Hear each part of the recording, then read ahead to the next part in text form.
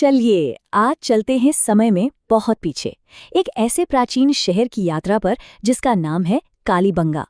सोचिए, थार रेगिस्तान की रेत के नीचे दबा ये शहर अपने अंदर ना जाने कितनी ही राज छिपाए बैठा था, और ये राज हजारों साल से इंतजार कर रहे थे कि कोई उन्हें दुनिया के सामने लाए। तो जरा सोचिए, एक विशाल रेगिस्तान और उसके बीचों बीच एक सूखी नदी का किनारा, और ठीक यहीं पर कभी एक पूरा का पूरा शहर आबाद था, जिंदा था। तो चलिए आज इसी की पड़ताल करते हैं और देखते हैं कि यहाँ आखिर क्या राज दफन है। और यही वो सवाल है जो दशकों से आर्कियोलॉजिस्ट्स यानी पुरातत्वविदों को अपनी तरफ खींचता रहा है। एक ऐसा शहर जो कभी जीवन से लबालब भरा हुआ था, आज बस खामोश खंडरों में बदल गया है। आखिर इसकी कहानी है क्या? देखिए, इस जगह का नाम ही इसकी पहली कहानी बयां कर देता है, कालीबंगा यानी काली चूड़ियां। अब ऐसा नाम क्यों पड़ा? क्योंकि जब ये जगह मिली तो इसकी पूरी सतह पर हजारों की तादाद में शंख, टेराकोटा और तांबे से बनी चूड़ियों के टुकड़े बिखरे पड़े थे।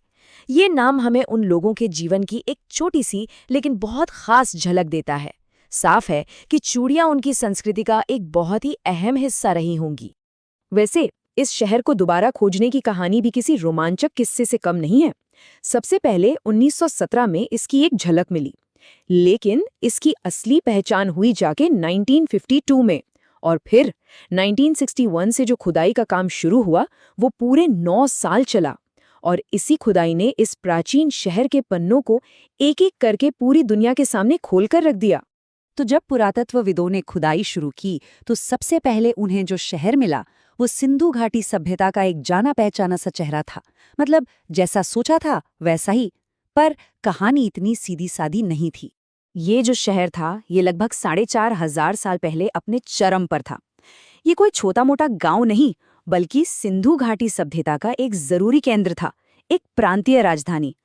यहाँ से एक बड़े इलाके पर शासन चलता होगा।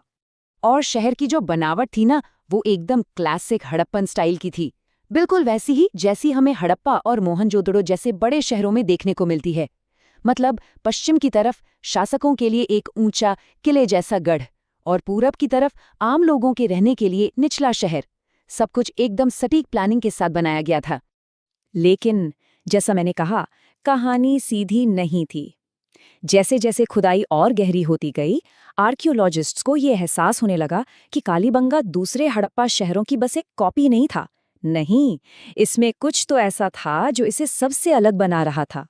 और वो खास बात थी इनकी कंस्ट्रक्शन की तकनीक। पहली बात तो ये कि यहाँ के घर पक्की ईंटों के नहीं बल्कि कच्ची यानी धूप में सुखाई गई ईंटों के बने थे। और दूसरी जो सबसे हैरान करने वाली बात थी, निचले शहर में नालियों का वो बेहतरीन सिस्टम था ही नहीं जो हड़प्पा सभ्यता की पहचान माना जाता है। तो फिर गंदे पानी का क्या होता था? उसके लिए उन्होंने एक अलग ही जुगाड़ निकाला था। सड़कों में मिट्टी के बड़े बड़े जार गाड़ दिए जाते थे जो पानी सोख लेते थे। ये दिखाता है कि कैसे उन्होंने अपनी जरूरतों के हिसाब से अपनी टेक्नोलॉजी को बदला था।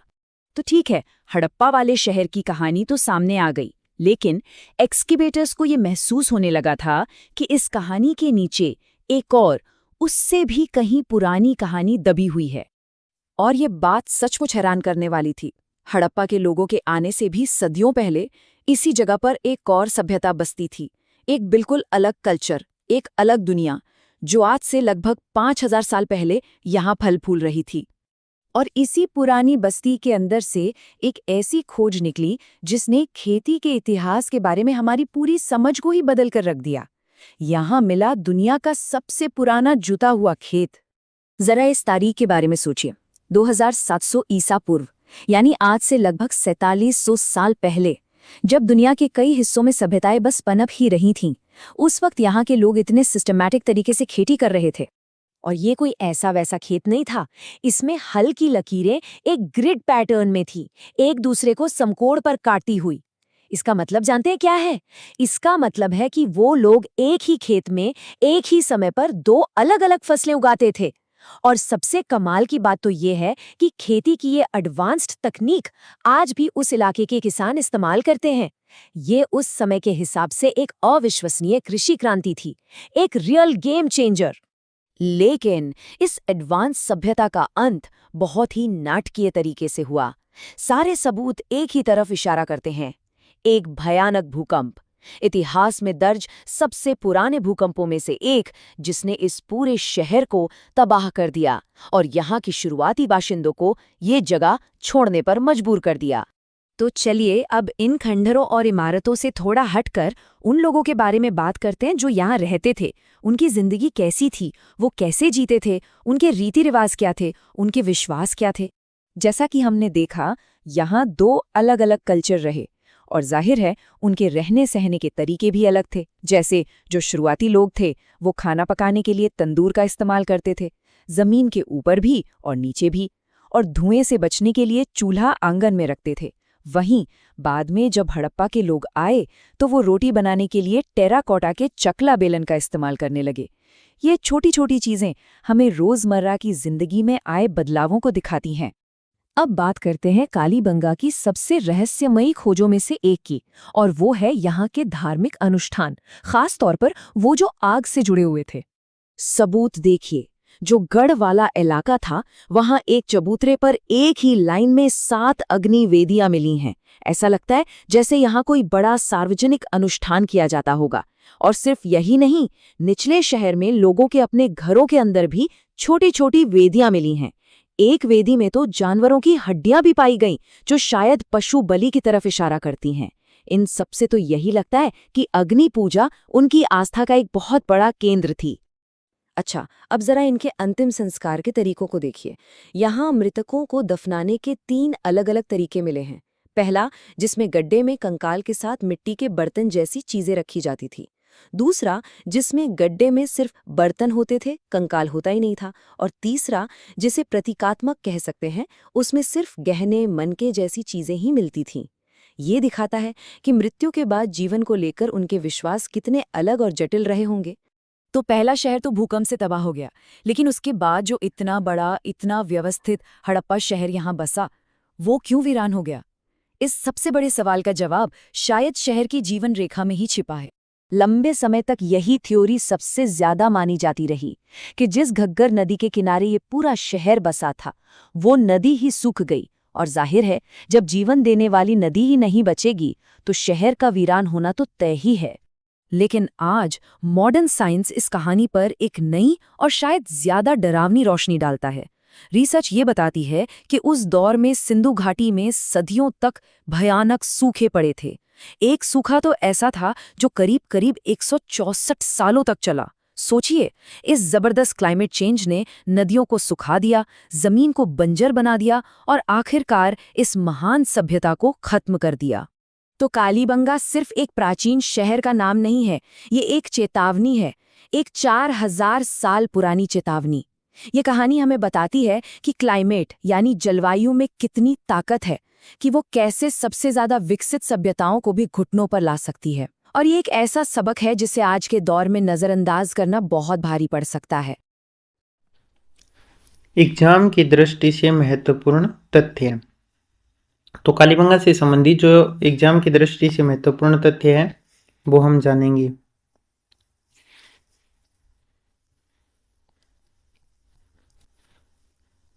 कालीबंगा, कालीबंगा का अर्थ जो है उसका अर्थ होता है कि कालीबंगा यानी काली, बंगा का अर्थ होता है चूड़ियाँ, जहाँ से इसका मतलब हो गया कि काले रंग की चूड़ियाँ, ये कालीबंगा का अर्थ है।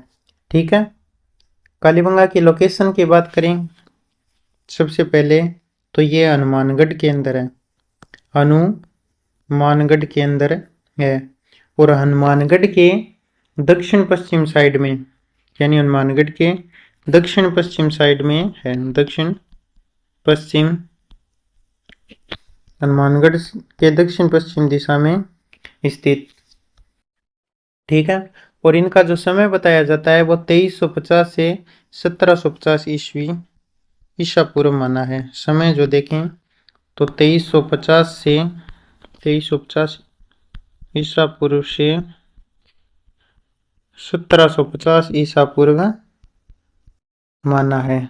ठीक है, इनका समय, कालीबंगा सभ्यता का जो समय है वो 2350 ईसा पूर्व से 50 ईसा पूर्व माना है। ठीक है, और ये किस नदी के किनारे है? तो ये घग्गर नदी के किनारे, घग्गर नदी के किनारे स्थित है। ठीक है, अब देखते हैं कि कालीबंगा की सर्वप्रथम खोज, कालीबंगा की जो खोज की वो की थी 1952 में अमलानंद घोष ने। अमलानंद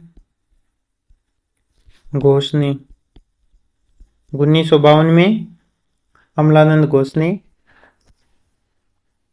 खोज की थी। ठीक है, उत्खनन की बात करें,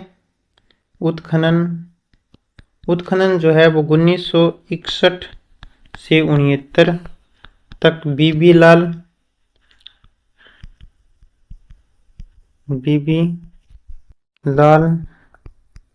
व बीके थापर ने किया, बीके थापर ने किया।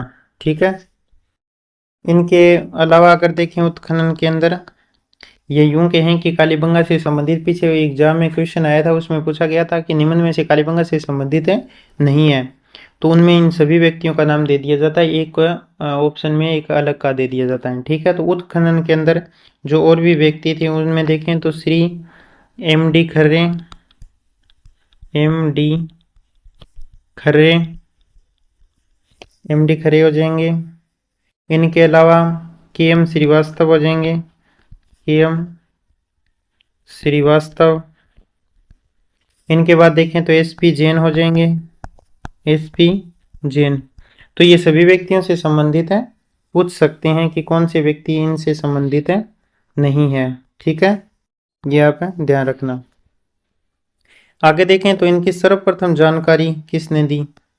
कालीबंगा की सर्वप्रथम जानकारी, तो जो सर्वप्रथम जानकारी देते हैं उनका नाम है एल.पी. टेसीटोरी।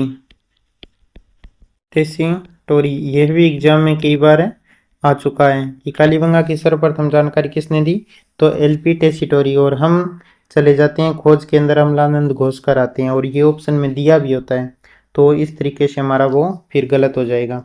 ठीक है, तो आप याद रखेंगे सर्वप्रथम जानकारी जो है वो एल.पी. टेसीटोरी ने दी। ठीक है, सिंधु घाटी सभ्यता की तीसरी राजधानी किसने कहा? कालीबंगा को सिंधु घाटी सभ्यता की तीसरी राजधानी किसने कहा? तो ये कहा दशरथ शर्मा ने, दशरथ शर्मा।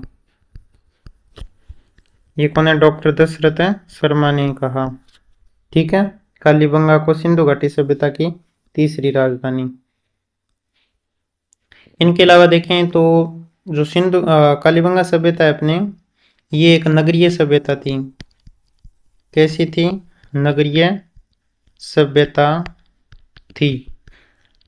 जैसे आहड़ में हमने देखा, आहड़ जो सभ्यता है वो ग्रामीण सभ्यता है, जबकि कालीबंगा जो है वो नगरीय सभ्यता थी। इनके अलावा देखें तो इसमें 2 टीले पाए गए हैं, 2 टीले मिले हैं, एक पश्चिम साइड में है, एक पूर्वी साइड में है। जो पश्चिम साइड में है, पश्चिम साइड में वो दुर्गीकृत है, यानी हो सकता है वहां पर राजा रहता हो। और जो पूर्वी साइड में है, पूर्वी साइड में वो अदुर्गीकृत है, अदुर्गीकृत, यानी वहां पर जनता रहती हो। ठीक है, तो इस तरीके से 2 टीले मिले हैं हमें। इनके बाद देखें तो इसमें 5 सत्र मिले हैं। कितने सत्र मिले हैं? 5 सत्र मिले हैं। 5 सत्रों में 2 सत्र जो हैं वो तो हड़प्पा पूर्व के हैं, हड़प्पा पूर्वकालीन है, और जो 3 सत्र हैं वो समकालीन है। ठीक है। हड़प्पा समकालीन है 3 स्तर, और 2 स्तर जो है वो प्राचीन मिले हैं पुराने टाइम की। ठीक है। इनके बाद में देखें तो इनकी जो मकान है उसमें पक्की ईंटों का भी प्रयोग किया गया है और कच्ची ईंटों का भी प्रयोग किया गया है। ठीक है। और कच्ची ईंटों के प्रयोग के कारण इन्हें दीनहीन बस्ती कहा जाता है। दीनहीन दीनहीन बस्ती भी कहा जाता है किसको? कालीबंगा को। किस लिए कहा जाता है? तो कच्ची ईंटों के प्रयोग के कारण। ठीक है। कच्ची ईंटों के कारण इसे दीनहीन बस्ती भी कहा जाता है। लेकिन मकानों में पक्की ईंटों का भी प्रयोग हुआ है, ये भी आप याद रखना। ठीक है। यहाँ जो मकान बने थे उन घरों के जो दरवाजे थे, घरों के दरवाजे, उनका जो घरों के दरवाजों का जो गेट था वो गेट मेन सड़क पर नहीं खुलता था, वो पीछे की साइड में गली में खुलता था। गेट जो है वो मुख्य सड़क पर न खुलकर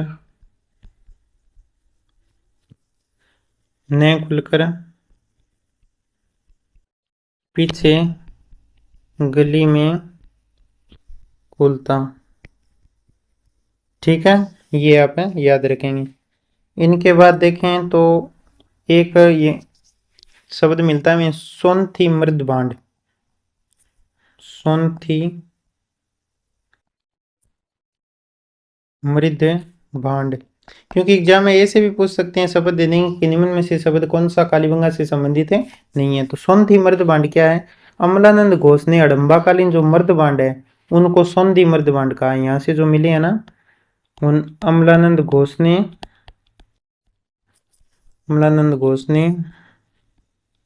हड़प्पाकालीन जो मर्द भांड मिले हैं उन मर्द भांडों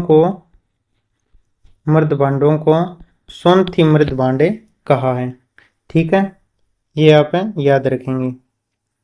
इनके अलावा देखें तो यहाँ पर जो नालियाँ मिली है, नालियाँ कैसी मिली है? नालियाँ लकड़ी की भी बनी हुई मिली है। नालियाँ लकड़ी की बनी हुई, नालियाँ लकड़ी की बनी हुई मिली है। खेत जो है वो समकोण पर जुते हुए मिले हैं। खेत समकोण पर जुते हुए मिले, जिनमें गेहूं और जौ थे। गेहूं व जौ एक साथ बोई हुई फसल मिली है। इनके अलावा एक साथ दो फसल उपज, एक साथ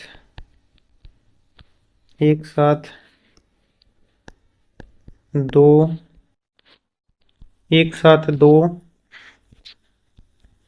फसल उपज, वह कौन कौन सी फसल है? तो इसमें हो जाएगा एक तो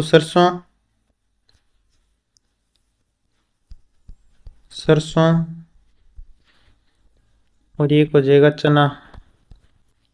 सरसों और चना। जो सरसों है वो अधिक दूरी पर बोई गई है, अधिक दूरी पर, और जो चना है वह कम दूरी पर है, कम दूरी पर बोया हुआ पाया है। ठीक है। तो एक साथ दो फसल उपज मिली है, जिसमें ये भी मिले खेत जो समकोण पर जुते हुए मिले जिनमें गेहूं और जौ है।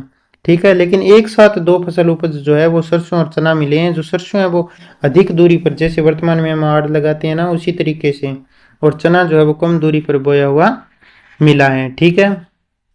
इनके अलावा बाजरा के भी अवशेष मिले हैं, बाजरा के अवशेष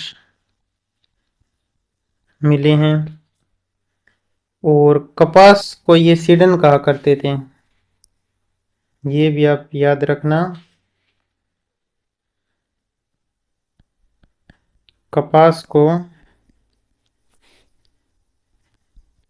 सीडन, कपास को सीडन कहते थे। ठीक है, दोहरे परकोटे का प्रमाण मिला यहां से, दोहरे परकोटे का प्रमाण, यानी जो बस्ती थी उसके चारों तरफ दीवारें निकाली गई थी, दीवार से उस बस्ती को कवर किया गया था। ठीक है, दुर्ग की जो प्राचीर मिली है वो कैसी है? दुर्ग प्राचीर जो मिली है वह समचतुर्भुजाकार, समचतुर्भुजाकार, समचतुर्भुजाकार मिली है, समचतुर्भुजाकार मिली है। ठीक है, सड़कें जो है वह भी समकोण पर काटती हुई है, सड़कें समकोण पर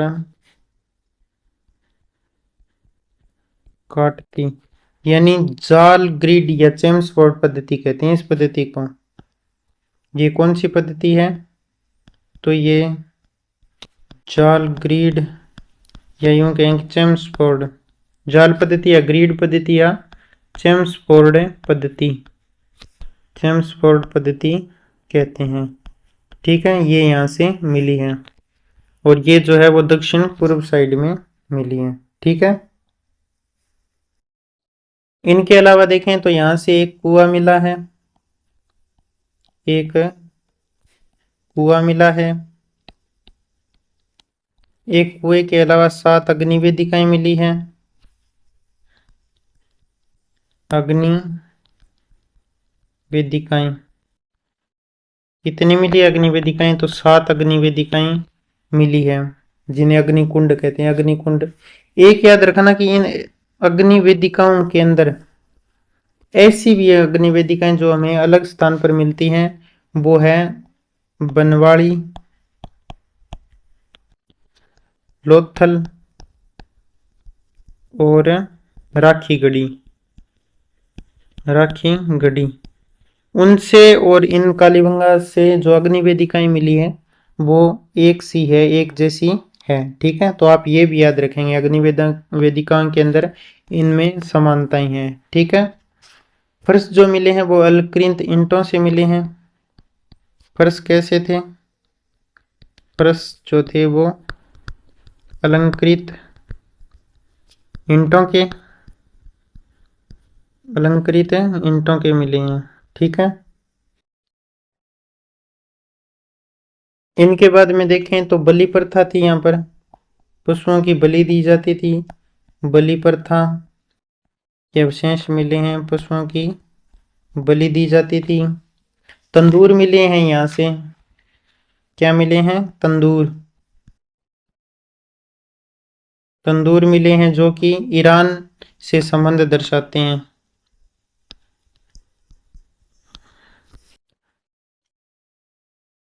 ईरान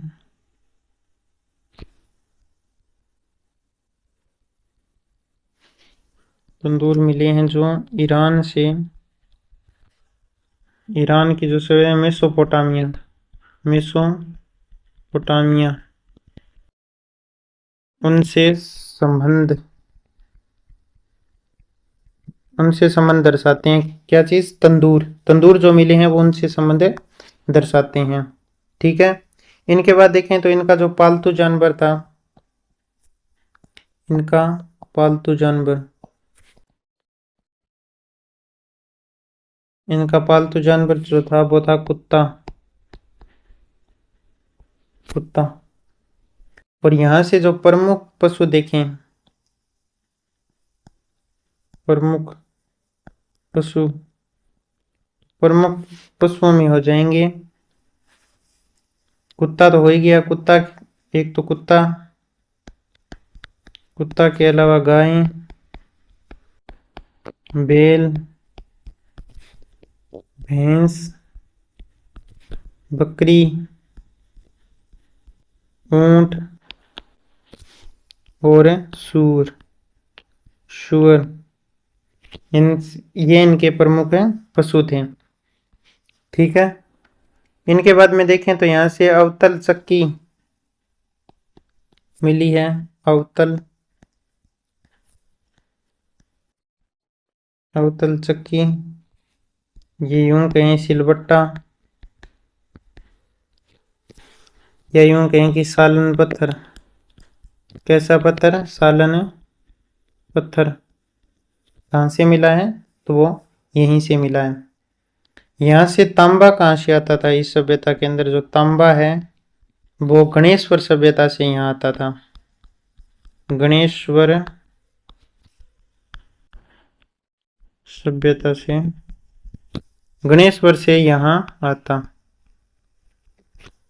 ठीक है, ऐसे लिखो, गणेश्वर से आता, यानी यहाँ जो है वो गणेश्वर सभ्यता से तांबा यहाँ आता। ठीक है, सबको ये दफनाते थे, सब को दफनाते थे। ठीक है, क्योंकि उनके सब विसर्जन के जो है वो 37 उदाहरण मिले हैं। ठीक है, 37 उदाहरण मिले हैं। और ये इनके साथ में जो है वो मर्द भांड भी रखते थे, साथ में बर्तन, मृद भांड भी रखते थे। ठीक है, सबके साथ में दफनाते समय। इनके बाद में देखें तो यहाँ पर युगल समाधि भी मिली है। युगल समाधि, युगल समाधि भी मिली है। एक यहाँ पर शल्य चिकित्सा, शल्य चिकित्सा भी थी, क्योंकि यहाँ पर एक 6 छेद वाली बालक की खोपड़ी मिली है। 6 छेद वाली बालक की खोपड़ी मिली है। ठीक है, यहाँ से जो हमें कुछ लिखा हुआ मिलता है उसकी लिपि कैसी है? सर्पिलाकार लिपि में हमें मिला है, जो हम पढ़ ही नहीं पाए। सर्पिलाकार, सर्पिलाकार, या जिसको वुष्टोफेदन, वुष्टोफेदन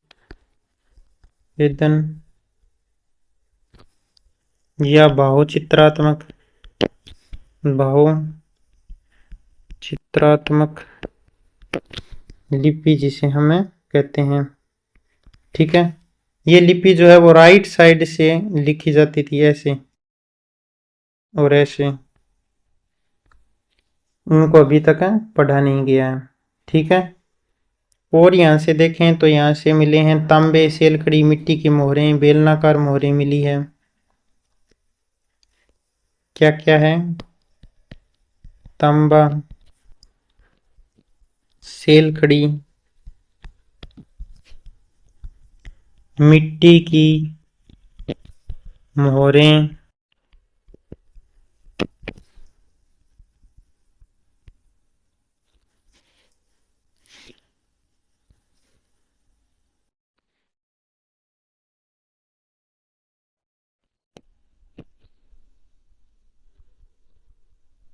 बेलनाकार मोहरें मेसोपोटामिया सभ्यता की मिली है। मेसोपोटामिया, ये जो है वो मेसोपोटामिया सभ्यता की मिली है। ठीक है, सिक्के जो है उन पर, यहाँ से जो सिक्के मिले हैं ना, सिक्कों पर महिला, कुमारी व व्याकर चित्र मिले हैं। सिक्कों पर जो है वो महिला, कुमारी व व्याकर यानी टाइगर के चित्र मिले हैं, चित्र मिले हैं सिक्कों पर। ठीक है, एक यहाँ से याद रखना, ये भी मोस्ट इम्पोर्टेंट है कि यहाँ से भूकंप के अवशेष मिले हैं, भूकंप के अवशेष मिले हैं। एक याद रखना इसमें कि पुरातात्विक, यहाँ से जो पुरातात्विक है समान, पुरातात्विक अवशेष जो हमें मिला है, पुरातात्विक अवशेष समानता के आधार पर इनके साथ जो यहाँ पर मिला है वैसा ही कहाँ पर मिला है। तो जो याद रखना, एक तो सोनथी के अंदर मिला है जो कि बीकानेर में है, और एक कोट दीजी से मिला है, कोट दीजी जो पाकिस्तान में है। इन दो चीज़ों में ये समानता रखती हैं, दो सभ्यताओं से और पुरातात्विक अवशेष के आधार पर। ठीक है, ये आप याद रखेंगे। और याद रखना कि यहाँ से मिट्टी के केक भी मिले हैं,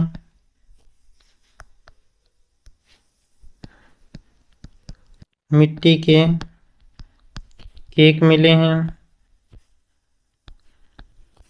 खिलौना गाड़ी मिली है, खिलौना गाड़ी भी मिली है। ठीक है, एक याद रखना कि यहाँ पर जो अवशेष नहीं मिले हैं, अवशेष जो नहीं मिले, ये इसलिए क्योंकि इनमें से कोई एक ऑप्शन में दे दिया जाता है कि ये है या नहीं है। तो यहाँ से जो अवशेष नहीं मिले हैं उसमें घोड़े के अवशेष नहीं मिले हैं, लोहे के अवशेष नहीं मिले हैं, लोहे के, और एक मातृशक्ति के कोई अवशेष नहीं मिला है, और एक मिंदर से संबंधित भी कोई अवशेष नहीं मिला है। ठीक है, तो ये भी आप थोड़ा याद रखना। इनके अलावा देखें तो यहाँ पर नष्ट होने के कारण बताते हैं कि ये सभ्यता नष्ट क्यों हुई। तो सभ्यता के नष्ट होने के कारण क्या रहे, उन कारणों में देखें तो एस.आर. राव जो है, एस.आर. राव जो है वो कारण मानते हैं बाढ़ को, कि यहाँ पर बाढ़ आई थी जिससे ये सभ्यता नष्ट हो गई। फिर आते हैं केनेडी, KUR केनेडी। केनेडी जो है वो प्राकृतिक आपदा या यूं कहें कि महामारी को कारण मानते हैं, कि जिनसे यहाँ पर महामारी फैल गई और जिनसे ये सभ्यता ही समाप्त हो गई। इसी तरीके से डीपी अग्रवाल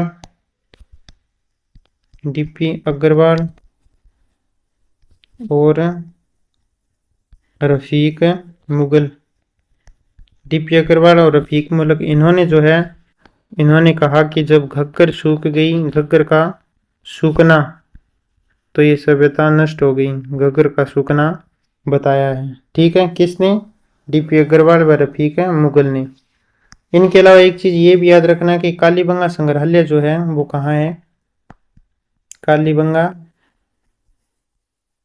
संग्रहालय बनाया गया है, ये कालीबंगा के अंदर ही कालीबंगा संग्रहालय बनाया गया। कालीबंगा के अंदर ही कब बनाया, तो ये 1983 में बनाया, और इसने जो कार्य करना शुरू किया वो 85-86 के अंदर शुरू करता है कार्य करना। ठीक है, 85-86 के अंदर।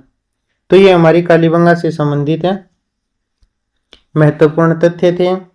हमने स्टोरी एक कहानी के माध्यम से पहले हमने देखा, फिर इनसे महत्वपूर्ण जितने भी तथ्य थे वो हमने देखे जो एग्जाम की दृष्टि से बहुत महत्वपूर्ण थे। ठीक है, इनको आप अच्छी तरीके से देखना और याद करना, एग्जाम में ये बहुत महत्वपूर्ण है। कहानी से हमें इनके बारे में समझ विकसित होती है, और जो महत्वपूर्ण तथ्य एग्जाम में आने वाले वे भी हमने देखे। ठीक है दोस्तों, तो आज की क्लास में इतना ही, मिलते हैं फिर नेक्स्ट क्लास में, तब तक के लिए धन्यवाद, टेक केयर, बाय बाय।